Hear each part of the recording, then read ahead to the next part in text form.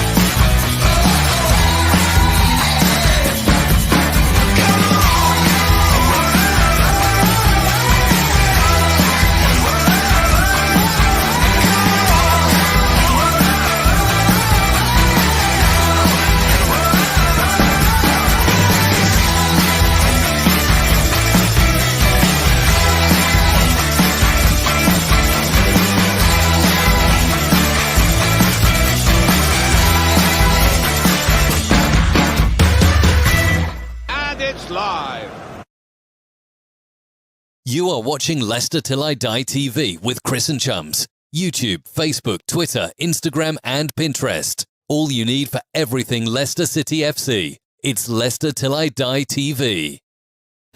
Hi everybody, Jerry Taggart here. Now be sure to watch Chris and Leicester Till I Die TV by subscribing on YouTube and following them on social media for all the latest Leicester City news and information. Come on you foxes! Strap yourself in because we're set up, switched on and ready to go. Good evening, fellow Fox fans. How the devil are we? Well, we stopped the losing streak, didn't we? Well, I got the score prediction right, so I can't exactly say I was disappointed with the point. How are you? This is Leicester Till I Die TV. We are available on YouTube, Leicester Till I Die TV. Please give that subscribe button a link. We're trying to get up to the 500 mark before the end of the season, if possible. So please subscribe. Facebook, we are on Leicester Till I Die, the group, as you well know, and Twitter and Periscope at Leicester TID. Are you ready for the big one this weekend? It could be said to be a 6-pointer. You've got the away side that are looking to make some marks on the home team, hoping to score some points, get some punches in there. And you've got the home team that are trying to defend the ground and not lose any more face. Yes, it's this weekend. Sorry, I pressed the wrong button there. It's not the Royal Rumble at all. That's Meghan and Harry versus the Queen. That comes Sunday, Monday. What we've got on Saturday night, 6 o'clock.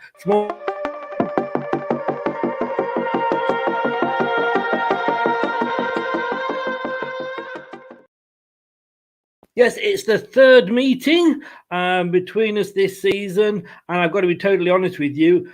Meghan versus the Queen might actually be more exciting than our last game. Let's ask our opposition chum what he thinks, and we're about to welcome in Scott, and he is from the Brighton site, wearebrighton.com, and at wearebrighton on Twitter. Let's bring you in, Scott. Good evening, sir. Good evening. How are you? Yeah, I'm not too bad, thank you. How are you? Yeah, not so bad. I think the Meghan Queen fight might be a bit more exciting if our last game is anything to go by. Well, yeah, it can't be any worse, can it? No, they say it's the magic of the cup. I'm not too sure if I'd go that far at all. But yeah, we've got the game this Saturday. It's a late kickoff again. We keep getting these late kickoffs, 8 o'clock at the Amex Stadium. And it's on Sky Sports if you have that platform, Talk Sport, radio, lcfc.com for those outside Leicester, and for those inside Leicester, it's on the old BBC Radio Leicester. Third time we've met this season. We've yet to lose to you. Third time lucky for you, Scott?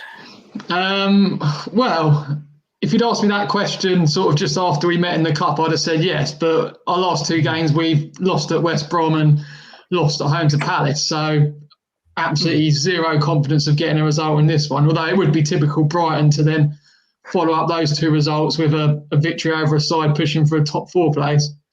It would be typical of Leicester to lose to a side that's no disrespect down towards the bottom. Here we go. A message here. Well done, Chris. I'm sure you will let me know. Available in between work, mate. Okay, a little bit confused on that. Stick your name at the end, then we can see who you are. And it'll probably make sense if I know who you are. Stephen Collins wants to say hello, Scott. Glad to see you back on. Oh, it's good to be back on. I've seen you more than I've seen my barber since December, as you can probably tell by my hair. Hey, don't knock it, mate. There comes a time when you end up like that with no hair. So while you've got it, whatever you do, don't complain, you know. Okay, so first of all, let's start with injuries and get those out of the way. I mean, we're not as bad, but we are still bad. We've got some sort of big guns out there, and you must look at this and think, great, you know, no Harvey Barnes, no James Maddison, no James Justin. Evans looks like he's out. Pratt is definitely out, and Perez, well, that's no loss at the moment, but he's out as well. How are you doing for injuries? Sort of, we've been in a similar sort of boat where we've had a lot of problems, but I think the key one for us is Adam Webster, because with him in the side, you know, we'd kept 4 clean sheets in a row, which we'd never done in the top flight ever before, even in our previous spell. He got injured with 15 minutes to go at Burnley, and you know, since then we haven't won a game. And the thing with him is, I don't think anyone realised quite how important he is to us until he's gone out the side, and now we look, you know, we don't score enough goals to win games by 2 or 3. We have to keep clean sheets, and at the minute we're conceding because there's a distinct lack of organisation at the back, and that's effectively why our good runs come to an end, because it's coincided with his injury.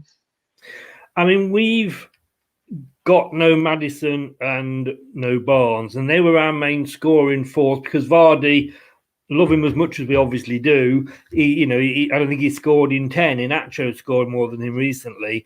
So, you know, you've got to be looking at the fact of Leicester's coming to your ground.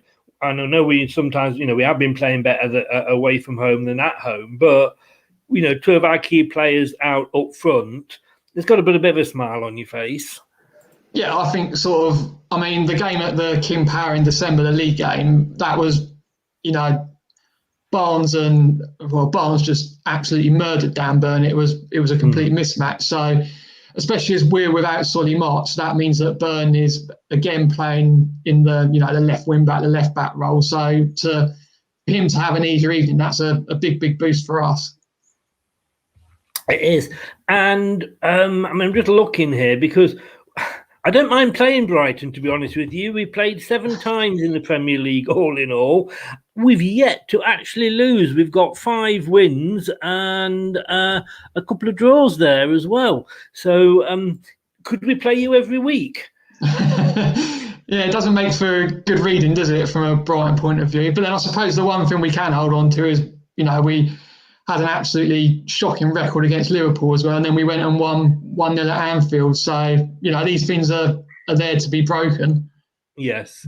I mean, what a season it is. Do you know what I mean? I mean, you know, you can go to Liverpool and you can do that and you can just as easily lose. I mean, you know, we're in the same boat. It's a weird season, isn't it? Yeah, I mean, it's, in a way, I think sort of we're coming to the realisation that the way Brighton are set up and the way Potter wants to play, we tend to do better against the better sides, because we played Manchester United at home and we should have beaten them, really. It was that game with the 97th minute penalty awarded after the final whistle. We went toe-to-toe with Chelsea, and a bit unfortunate to lose to them. And, you know, we've beaten Spurs, we've beaten Liverpool. It just seems that against the better sides who attack us, and, you know, where we don't have to break down a stubborn defence because we're not very good at doing that. If we can play passing football on the counter, get our, you know, quick thinking players into the game and don't have to think too much about trying to break down defence, we can be a good side. So you've got to think that, you know, playing against a Leicester, maybe it will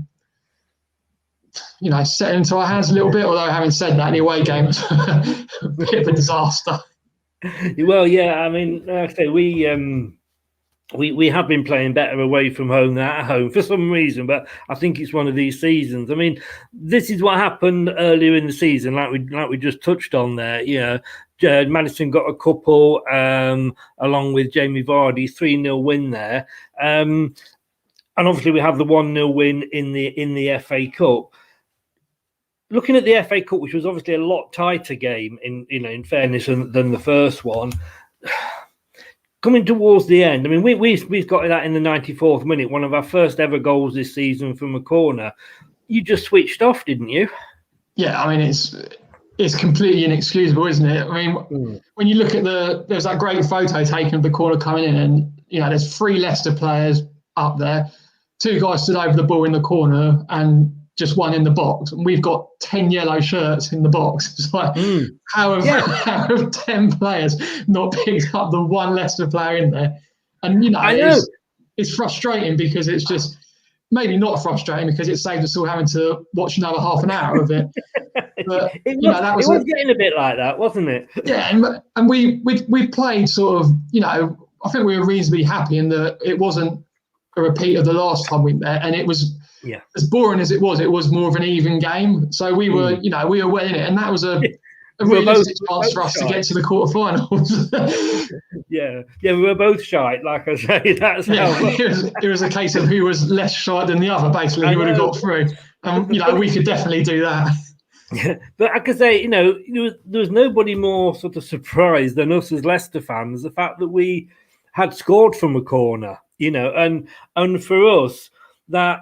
Like you say, you had virtually your whole team in that box, and we had 1 player, and he did what we pay him to do, obviously. But that last, 30 seconds, whatever it was, you tend to forget the previous 92.5 minutes of the game because it was so dire. But are you glad you're out I know as a fan you want to win every game, but obviously the position you're in, are you glad you're out the FA Cup now and you can concentrate on the league?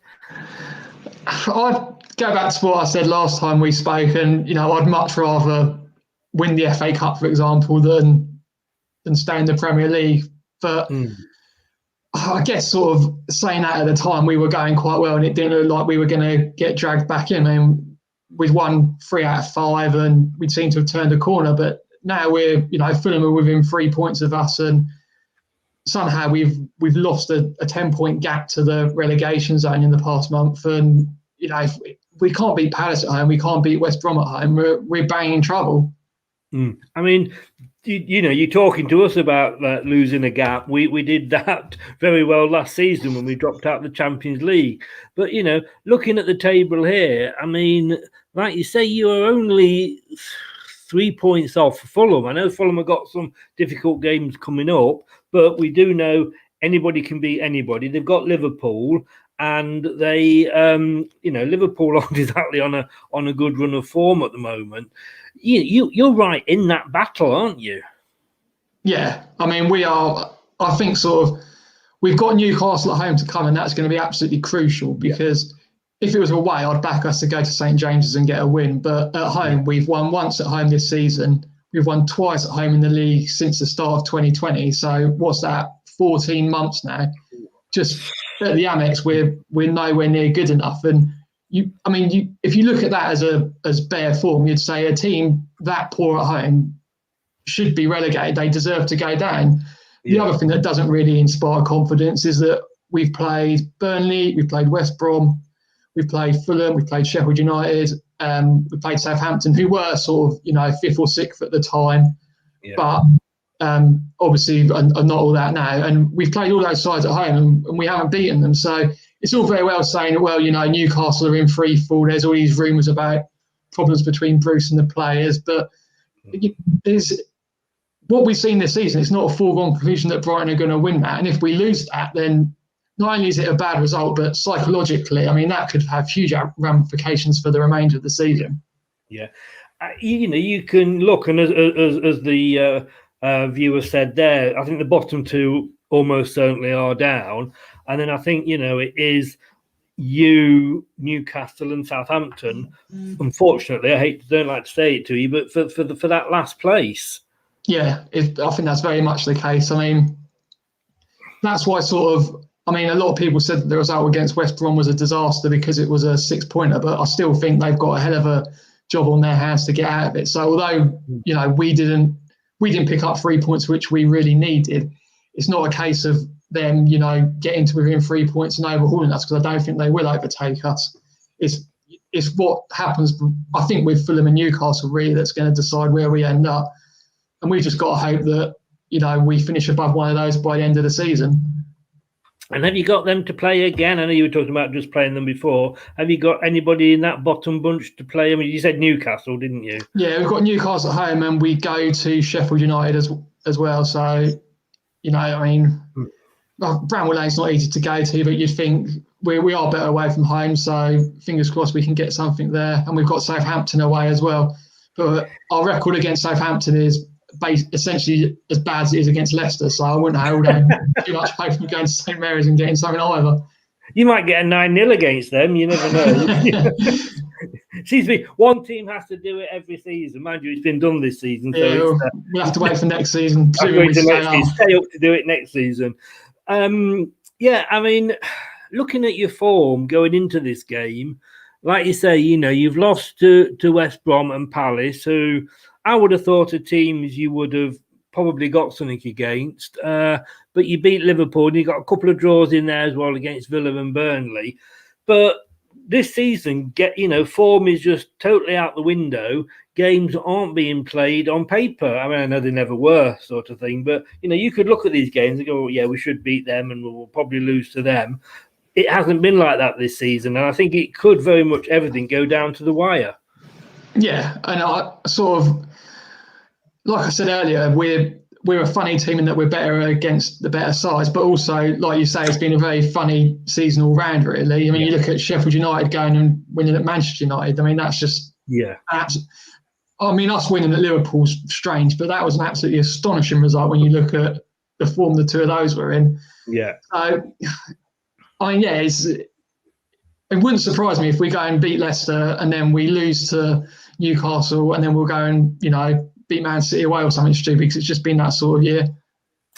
I must admit, I am a little bit worried, and I'm not getting overconfident because we've had a few games. We've just had Burnley, and we've got Brighton coming up, and we've got Sheffield United next weekend, which on paper, like we just said, are 3 games. And no disrespect to you, but when you look at the league positions, they are 3 games that we should be penciling in. Earlier in the season, I would have probably said 9 points, but we got the draw against Burnley. I have a feeling it could be a draw this weekend, although I am predicting a win, but we'll come on to that later. But I'm just not confident. No, and I think it's weird, isn't it? Because it's that sort of season where I don't think anyone's confident, really, unless you support Man City and you're going to win 21 games in a row. Then you just think this could be the game we slip up in, and in a way it makes it exciting, but in another way it makes it an absolute bloody nightmare because you just don't know where points are coming from. You have a look at Man City's start to the season. We beat them 5-2. They had a really bad start. They've just got that out of the way now. And like you say, really, unless there's a massive implosion, I think, we're all playing for second, third and fourth. But Stephen says here, your goal difference is superior to teams around you. That could be worth a point. Yeah. If it comes down to goal difference, we're in a strong position. But, I mean, the other thing about Brighton this season is we've just been so wasteful in front of goal. When you flashed up the results early, I mean, drawing at home to Villa doesn't look good. Losing against Palace doesn't look good. But in the past 3 games, we've had 60 shots, 20 on target, and we've scored once. And, that's just absolutely unbelievable, isn't it?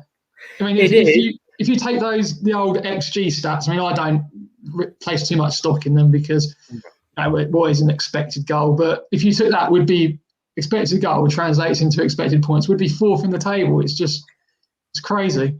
At least you're getting them on target, mate.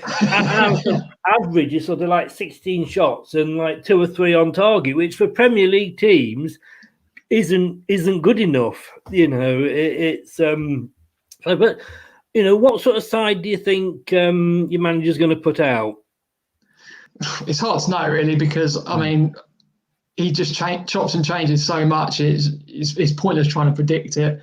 Yeah. I guess we reverted to a back four. Just to interrupt, do you think that's to the detriment of the team? Yeah, very much so. I mean, I say that, but it's happened less since the turn of the year, and funnily enough, since the turn of the year is when we won 3 games out of 5. I mean, when you've got, take Ben White for example, you've got him. He's a very, very good centre back. He's been wanted at some point by the Big Six. Every one of the Big Six has shown an interest in him in the past year for his ability as a centre back. So Graham Potter plays him for half the season in midfield. It's not making good use of him. I mean, we played Liverpool at home and went with 3 out-and-out strikers, which everyone thought was completely barking mad. But then we got a point. Then we play West Brom and Burnley at home, and we have 5 centre-backs in the starting lineup. So he doesn't know his best team effectively, and that is what's let us down. Against West Brom, we reverted to a back 4. That didn't really work. So I think the one thing we probably can say is he'll go back to 3 at the back against Leicester, which is good because I think we're a much better side when we play like that. But other than that, it's anyone's guess as to what will happen. And why does it matter? I mean, we've made a lot of changes at the start and now, but that's due to injuries. And we pretty much could pick our team. We on the preview show, we do a sort of a picking our team before the game, and we very much you could pick his formation, you could pick Rodgers' team. It was the same one week in, week out, and we were winning. Now, because it's we are riddled with injuries, as you saw earlier, it's a case of having to put out who we can, to be honest with you. Yeah, and it's strange, isn't it? Because they, like, in a way, you want that consistency, but at the same time, if it was like us under Chris Hughton, you could predict the team every week, and I guess it's different for a team like Leicester, because even if you do put out the same team every week, you've got the problem of how do you stop that team, because it's a very, very good team. But when we had Chris Hughton in charge, it was the same team every week. So if you scout Brighton, you know how they're going to play, and they're relatively easy to stop, which I guess is, we're a little bit more unpredictable now under Potter. But at the same time, you just think if you can, pick your strongest team and stick with it. Yeah. I just want to say, Facebook user that keeps coming up that is actually Mark Jonathan George Mason. You have been muted for 12 hours, and if you carry on with the spam, you will be removed from the group. If you're going to make comments that are relevant to the conversation we're having, and not the stupid comments that you've been making. Sorry about that, Scott. And the reason that I wanted to ask about that, because I remember when we first came up, when Nigel Pearson was our manager, suddenly after we had that 5-3 win against Man United, he seemed to change the team every week. The season before, when we walked the championship, got promoted as champions, you could predict the team 4 or 5 weeks in advance. There, he just changed it every single week, and you couldn't predict. Somebody would have a great game and he'd be dropped. You just couldn't work it out, and it doesn't give players confidence, does it? No, it doesn't. And we've seen that because, well, when we came to the King Power for the league, it was a perfect example, really, because Pascal Gross, I think he didn't start the season. Then Potter brought him in sort of the number 10 role, where he's very, very good. Got 3 assists and a couple of goals in the 5 games before we came to Leicester. Then Potter decided to play him as a holding midfielder, where he just, you don't play him there at the King Power. He had an awful game and then was dropped for the next month. And you just think it's sabotaging a player's form who's been a crucial player for us in the previous month. Yeah. And what is your worry about Leicester coming to the Amex? Where do you want me to start? We don't score enough goals, and when the Villa game was a perfect example. I think we had 26 shots in that, and and if there's a half good goalkeeper, our finishing is atrocious. Rather than hitting the corners, they'll hit the goalkeeper every time. And if you've got a half decent goalkeeper, you've got every chance of keeping a clean sheet. So obviously, Kasper Schmeichel's one of the best in the league, so getting past him isn't going to be easy for us. And if we get a penalty, we missed 2 against West Brom in the space of an hour. You did. I was surprised at that. It's just summed up Brighton's season perfectly, really. We've missed 3 against Leicester in the, I think in the past sort of 9 years against Kasper Schmeichel as well. So absolutely zero hope of scoring a penalty. And then, going forward, Vardy loves a goal against us. We're not particularly good at dealing with pace. And it was just sort of a myriad of issues that you think, well, this could be one of those days. Yeah. In fairness, Fulham they'd missed something like 4 penalties on the trot, got one against us and scored it. We are the Premier League fall guys when it comes to anybody breaking a duck, or you say somebody's not scored for sort of 3 months, they're gonna get a goal against us. Hopefully they've not been practicing penalties. I don't think it'd make much difference, to be honest. There's taking a penalty, isn't there, and the keeper making a good save, and you think, oh, that's unlucky. But to put 2 penalties off target is just, it was a Premier League first, wasn't it? And it wouldn't surprise me if Brighton managed it again. It's just been that sort of year. And Graham Potter, we spoke at the first, 3 times we've spoken this year. Like you said, we see each other more than other people. But you were very supportive of him. I know the first time we spoke, and thinking he should be given time. Are you still of the same ilk? Yeah, we've touched upon, he's got some glaring weaknesses in the lack of consistency, the players out of position thing, and sometimes he does try to be too clever and makes substitutions, tactical adjustments mid-game that affect the flow, and at the end of the day, are detrimental to us. Yeah, but I think overall, you can see what he's doing, and you look at those XG stats, and we're literally one good finisher away from being a very, very good team, because we do everything well. We're good defensively now, or we have been with Webster in the team. We create, to create 60 chances in 3 games is fantastic. That's that's on Manchester City level of chance creation. Yeah. What we need is the centre forward who is going to take those chances. And I guess the trouble we've got is that every single team in the Premier League is also looking for that one centre forward. But I think we're in an advantageous position now, because whereas when we had Chris Hughton in charge, you'd be saying to this striker, come and play for us, and he would look at us and say, that's a defensive team, they don't create many chances, am I going to get many goals?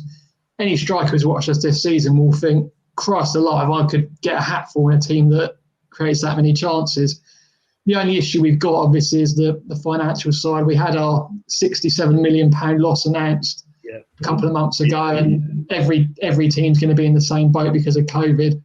But what we can do is we've got a couple of players who are highly sought after by other Premier League clubs in positions in which we're well stocked. So sort of Yves Bissouma's been tracked by United, by Liverpool.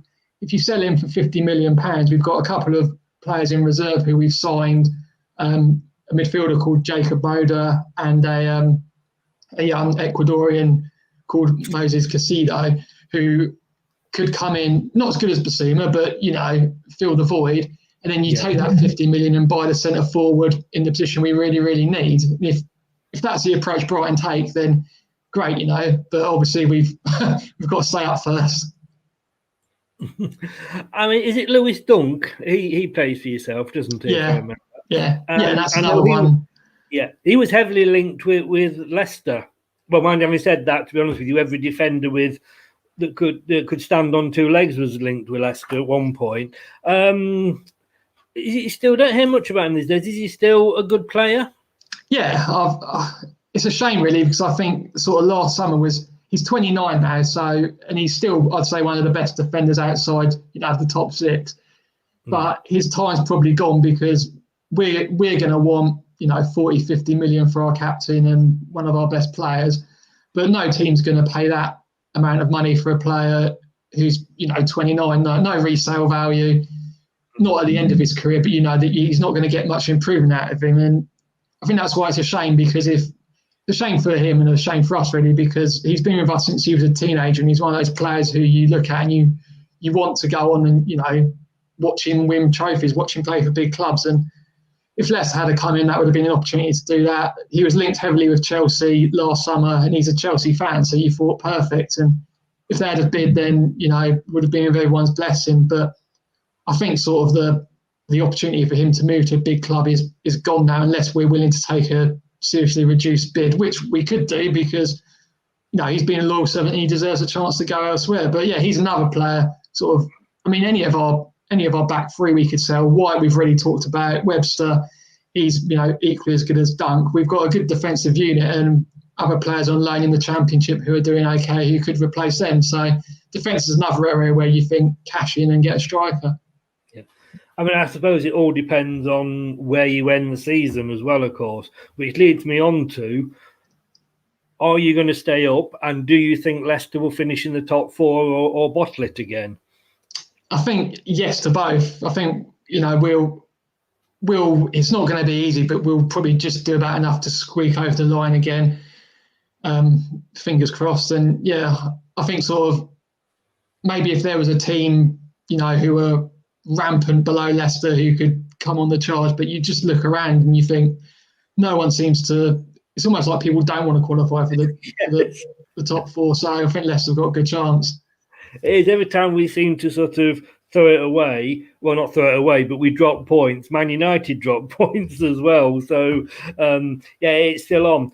Well, let's have a look, Scott, at some predictions. I know you've done this for the website in the written version, leicestertillidie.com, and I've done some questions for yourself and your site as well. But here's what myself and the ex-players have gone for. Myself and Steve Walsh, tight game, but we've gone sort of 2-1. Ian Marshall thinks it's going to be a draw, 1-1. And Steve Linux has gone 1-0 to Brighton.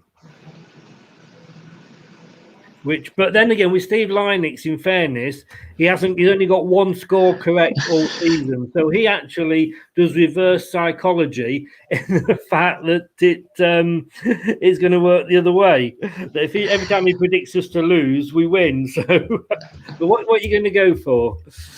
I think 1-0. I mean, it's not a good result for either of us, is it? But it's just sort of, it's going to be one of those games where I think we'll probably play quite well because you're a good team, but we won't have enough quality to win the match, and that ultimately sums up our season, really.